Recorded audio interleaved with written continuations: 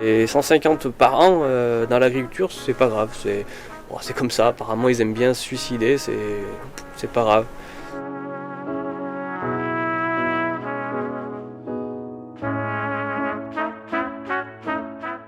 Comment j'envisage pire? Quand vous enterrez et que vous vivez une vie qui devient complètement infernale, complètement insupportable, que vous faites que travailler et dormir, vous n'avez plus que ça. Qu'en plus, vous voyez très bien que tous les jours, vous avez beau faire démener tout ce que vous pouvez, vous faites que vous enfoncer, vous n'avez plus envie de vivre, tout simplement. Je vais être super hard, mais il y a quelques années, il y a eu des suicides chez Orange. Il y en a eu une dizaine, ça avait fait un tollé médiatique, etc. Alors qu'il y a un agriculteur tous les 2 jours qui se suicide, et ça intéresse pas grand monde. Je trouve ça révoltant, effectivement, qu'on parle pas plus de ça. Et s'il n'y avait pas Guillaume Canet qui a un peu de notoriété pour en parler, personne n'en parlerait, quoi. Comment on réagit? On est écrasé par la masse et on s'enfonce petit à petit. On essaye de résister, mais on s'enterre et puis surtout on s'enferme parce que ça devient un cercle infernal en fait. J'ai passé un grand moment à me dire, j'en peux plus, j'en ai marre, j'arrête. Il faut que personne s'en aperçoive, il faut que ce soit un accident. Voilà. J'avais prévu un scénario, je partais en voiture, il y a un tel endroit où je peux rentrer dans un mur, j'ai fait 3 fois, en plus, toujours le même jour, mais ouais, plusieurs fois j'ai fait le trajet. Au dernier moment, je m'étais lancé, puis j'ai évité le mur.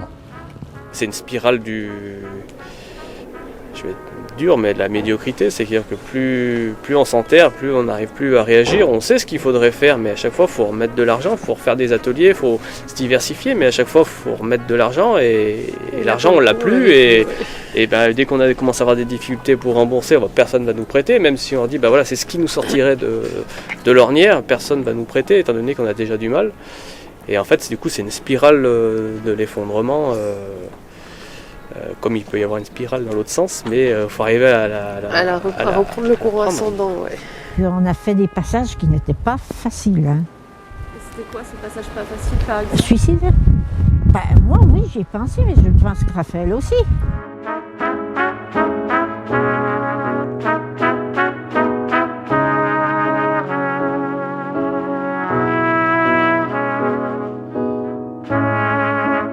Notre souci toujours, c'est quand on rencontre quelqu'un, de savoir s'il n'est pas bien, quel est un peu le type de souci et effectivement comment mesurer si on est en risque suicidaire, quoi. On nous a toujours dit qu'il était important d'évoquer le geste avec eux et de leur dire mais comment tu t'y prendrais si tu veux te suicider, tu vas faire quoi? Est-ce que vous, quand vous étiez vraiment au fond du gouffre, ça vous est déjà traversé l'esprit? Bien sûr. Bien sûr, à plusieurs reprises, et manquer, voilà, de passer à...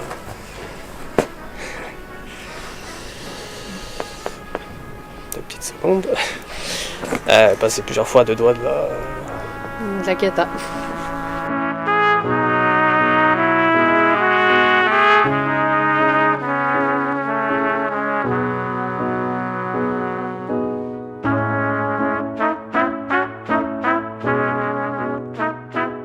Je peux vous raconter une histoire que j'ai vécue justement avec un jeune chevrier qui s'installait dans des conditions particulièrement difficiles. Il louait des bâtiments qui n'étaient pas formidables, il avait une petite exploitation, une maison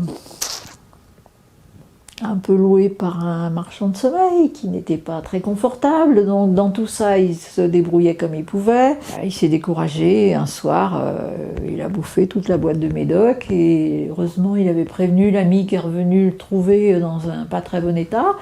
Et donc, il est parti aux urgences. Et c'est là où faut être modeste, faut accepter. Moi, je disais, mais peut-être que faudrait envisager de se séparer du troupeau maintenant, parce que ça coûte cher, même si l'effectif est moins important, tu vas aller de plus en plus au travail et de moins en moins sur la ferme. Et c'était pas possible. Il me disait non, si je vends les chèvres, j'irai me foutre dans le Rhône ou n'importe où, mais voilà.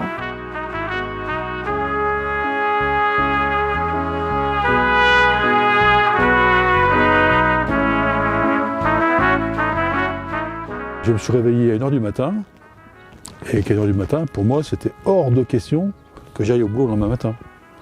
Voilà.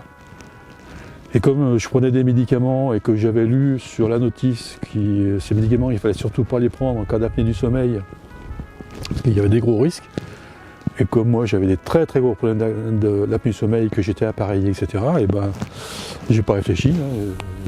J'avais pris mon stock pour un mois, ça se trouvait comme ça, c'est de hasard, je n'ai pas fait exprès. Hein. Voilà, mais 1h du matin, d'un seul coup l'idée m'est venue, j'ai dit bah tiens, je vais faire ça, je suis tranquille.